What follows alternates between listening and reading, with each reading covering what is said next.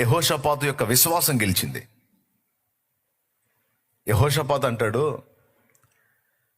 యుద్ధమైనా సరే, ఇంకొకటైనా సరే నేను ఆయనను ముందు పెట్టుకొని ఆయనను స్తుతిస్తూ వెళ్తాను. యుద్ధ భూమిలో కూడా నేను ఆయన్ని స్తుతిస్తాను. స్తుతి చేయుట ద్వారా నా దేవుడు కదులుతాడన్న విశ్వాసం నాకుంది.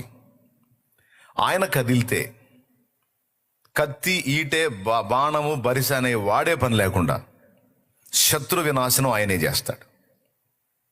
నా మీదకి వచ్చిన వాళ్ళంతా ఆయనే చూస్తాడు. ఆయన రావాలనే నేను ఈ పని చేస్తాను. అంటే యెహోషాపాతు మొదట దేవుడు ఉన్నాడని నమ్మాడు. ఆ దేవుడు ఎవరు? తన పితరుల దేవుడైన యెహోవా అని నమ్మాడు. మూడవది, ప్రతికూలతలలో సైతం విశ్వాసంతో ఆయనని స్తుతించి ఆయనను ఆశ్రయించుట ద్వారా ఆయన కదిలి వచ్చి కార్యం చేస్తాడని నమ్మాడు. 3 సంగతులు నమ్మాడు ఆయన. 4వ విషయం ఏంటంటే, ఇలాంటి విశ్వాసపు చర్య చేయటానికి తను పూనుకున్నప్పుడు, ఇలాంటి విశ్వాసపు అడుగు వేయటానికి తను పూనుకున్నప్పుడు కొంతమంది తనని ఎగతాళి చేస్తారని కూడా తనకు తెలుసు.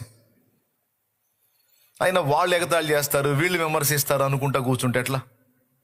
దేవుణ్ణి కదిలించాలా, దేవుడు దిగి రావాలా, ఇప్పుడు యుద్ధంలో నేను గెలవాలా, ఇంకా లేకపోతే నాకు బలం చాలదు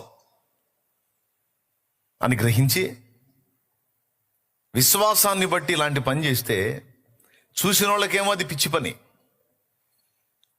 కానీ దేవునికి అది ఇష్టమైన పని. వెరసి యెహోషాపాతు గెలిచి వచ్చాడు. కత్తి వాడలేదు, ఈటె వాడలేదు, బాణం వాడలేదు, బరిస వాడలేదు. ఆ పనంతా దేవుడే చూసుకున్నాడు. చాలా ఈజీగా అలాగ పోయాడు, ఇలాగ వచ్చేసాడు.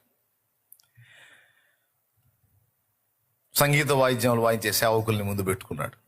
సేవకుల్ని